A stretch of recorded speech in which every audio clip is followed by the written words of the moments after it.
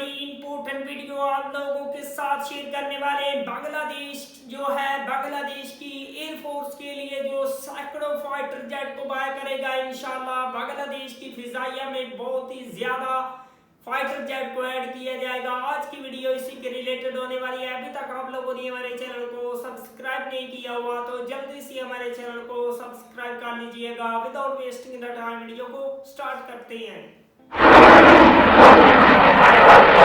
বাংলাদেশ বিমান বাহিনী বর্তমানে যুদ্ধ বিমানের এক ধরনের সংকটের মধ্যে রয়েছে, যা বেশ কয়েকটি কারণে সৃষ্টি হয়েছে। বিমান বাহিনীর অনেক যুদ্ধ বিমান যেমন MiG-29 এবং F-7 সিরিজ বেশ পুরনো এবং প্রযুক্তিগতভাবে অনেকাংশে পিছিয়ে আছে। এগুলো রক্ষণাবেক্ষণ ব্যয়বহুল এবং কার্যকারিতাও সীমিত। বিমান বাহিনী দীর্ঘদিন ধরেই চতুর্থ প্রজন্মের বা আধুনিক মাল্টি-রোল ফাইটার জেট ক্রয়ের জন্য পরিকল্পনা করছে, কিন্তু বাজেট, রাজনৈতিক ইস্যু, কূটনৈতিক ইস্যু এবং বিভিন্ন আন্তর্জাতিক চাপের কারণে সেই প্রক্রিয়ায় ধীরগতি দেখা যাচ্ছে। আধুনিক যুদ্ধবিমান পরিচালনার জন্য প্রশিক্ষিত পাইলট এবং কারিগরি জনবল প্রয়োজন। পুরনো যুদ্ধবিমান থেকে হঠাৎ করে আধুনিক যুদ্ধবিমানে রূপান্তর করতে হলে সেই প্রস্তুতি ও প্রশিক্ষণ একটা অন্যতম চ্যালেঞ্জ। রাশিয়ান ও চাইনিজ বিমানের যন্ত্রাংশ সংগ্রহের নানা জটিলতা রয়েছে। বিশেষ করে ইউক্রেন যুদ্ধের পর রাশিয়ার বিরুদ্ধে বিভিন্ন নিষেধাজ্ঞা আরও জটিল করেছে। বিমান বাহিনীকে আধুনিক ও যুগ উপযোগী রাখতে হলে কেবল যুদ্ধবিমান নয়, প্রয়োজন যথার্থ রাডার, সমন্বিত প্রতিরক্ষা ব্যবস্থা ও ড্রোন প্রযুক্তি, যার অনেক কিছুতেই এখনও ঘাটতি রয়েছে। অর্থাৎ পুরনো যুদ্ধবিমান, নতুন যুদ্ধবিমান সংগ্রহে বিলম্ব, প্রশিক্ষণ ও জনবল সংকট, রক্ষণাবেক্ষণ ও যন্ত্রাংশের সংকট, কৌশলগত আধুনিকায়নের চাহিদা, এই প্রত্যেকটি বিষয় বাংলাদেশ বিমান বাহিনীর যুদ্ধবিমানের সংকট তৈরি করেছে।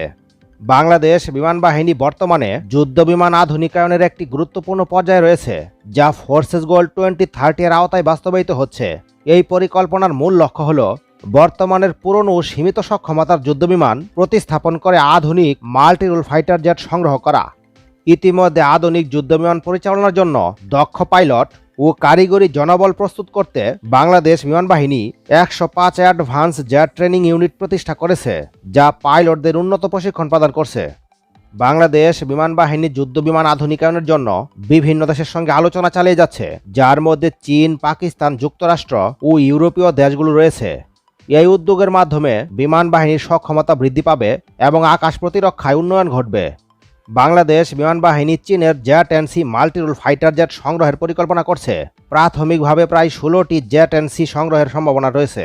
এছাড়া পাকিস্তান ও চীনের যৌথ নির্মিত জ্যাব-17 ব্লক 3 যুদ্ধবিমান বিবেচনায় রয়েছে, যা পুরনো F-7 সিরিজের বিকল্প হিসেবে ব্যবহৃত হবে। তাছাড়া বাংলাদেশ সরকার 16টি পশ্চিমা মাল্টি-রোল যুদ্ধবিমান সংগ্রহের জন্য 25,000 কোটি টাকা বরাদ্দ করেছে। ইউরোফাইটার টাইফুন ও দাসল্ট রাফাল এই তালিকার শীর্ষে রয়েছে। এক প্রতিবেদনে বলা হয়েছে, বাংলাদেশ সরকার 8টি মাল্টি-রোল যুদ্ধবিমান সংগ্রহের জন্য একটি টেন্ডার প্রকাশ করেছে। আরও বলা হচ্ছে, বাংলাদেশ 96টি যুদ্ধবিমান কিনবে 4 দেশ থেকে। দেশগুলো হলো চীন, দক্ষিণ কোরিয়া, সুইডেন ও আমেরিকা।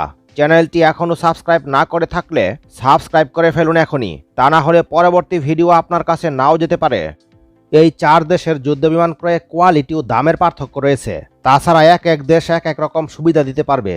চীন থেকে ক্রয় করলে পছন্দের তালিকায় জেট-এনসি সবার উপরে থাকবে। কোয়ালিটি অনুযায়ী jet-NC 4.5 generation single engine multi-role fighter.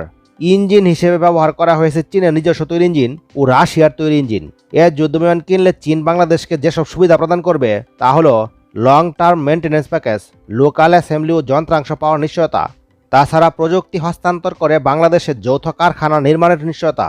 অপরদিকে মূল্যের দিক থেকেও সাশ্রয়ী, প্রতি ইউনিটের মূল্য 35 থেকে 40 মিলিয়ন মার্কিন ডলার। এই হিসেবে বাংলাদেশ বিমান বাহিনীর জন্য 96টি কিনতে টোটাল ব্যয় হবে সর্বোচ্চ $4 বিলিয়ন।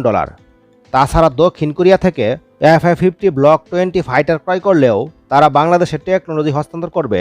এই যুদ্ধবিমান প্রতিটির মূল্য চীনের জেট-এনসি থেকে সামান্য একটু কম, 30 থেকে 35 মিলিয়ন ডলার। আর 96টি ক্রয় করলে মোট ব্যয় হবে সর্বোচ্চ $3.5 বিলিয়ন। সব দিক বিবেচনা করে দক্ষিণ কোরিয়ার যুদ্ধবিমান ক্রয়ে বাংলাদেশ বিমান বাহিনীর তেমন আগ্রহ থাকার কথা নয়। তাছাড়া সুইডেন থেকে গ্রিপেন-ই ফাইটার কিনলে তারাও টেকনোলজি হস্তান্তর করবে। তবে গ্রিপেন-ই প্রতিটি যুদ্ধবিমানের মূল্য চীনের জেট-এনসি থেকে প্রায় দ্বিগুণ, $65 মিলিয়ন। এবং বাংলাদেশ বিমান বাহিনীর জন্য 96টি ক্রয়ে মোট ব্যয় হবে $6 বিলিয়ন। অত্যাধিক মূল্য বেশি হওয়ায় বাংলাদেশ বিমান বাহিনী সুইডিশ গ্রিপেন-ই কিনতে তেমন আগ্রহী হওয়ার কথা নয়। তাছাড়া যুক্তরাষ্ট্রের F-16 ব্লক 72 কিনলে তারা কোনো প্রকার টেকনোলজি হস্তান্তর করবে না। অথচ মূল্যের দিক থেকে প্রতিটি F-16 ব্লক 72 ফাইটার চীনের Z-10C থেকে প্রায় দ্বিগুণ মূল্যের $70 মিলিয়ন প্রত্যেকটির মূল্য, অর্থাৎ মূল্য আকাশচুম্বী এবং ব্যবহারে যুক্তরাষ্ট্রের পছন্দ মতো দেশের বিরুদ্ধে ব্যবহার করা যাবে না। যেমন পাকিস্তানের F-16 ভারতের বিরুদ্ধে ব্যবহারে নিষেধাজ্ঞা দিয়েছে যুক্তরাষ্ট্র, তাই F-16 ব্লক 70। तो वीवर इस तरह से बांग्लादेश जो है, बांग्लादेश की एयरफोर्स के लिए कई सारे फाइटर जेट को अपनी फिजाइया का हिस्सा बनाना चाहता है, ना सिर्फ जिसमें दुनिया के जदीद तरीन और मॉडर्न किस्म के फाइटर जेट भी शामिल हैं।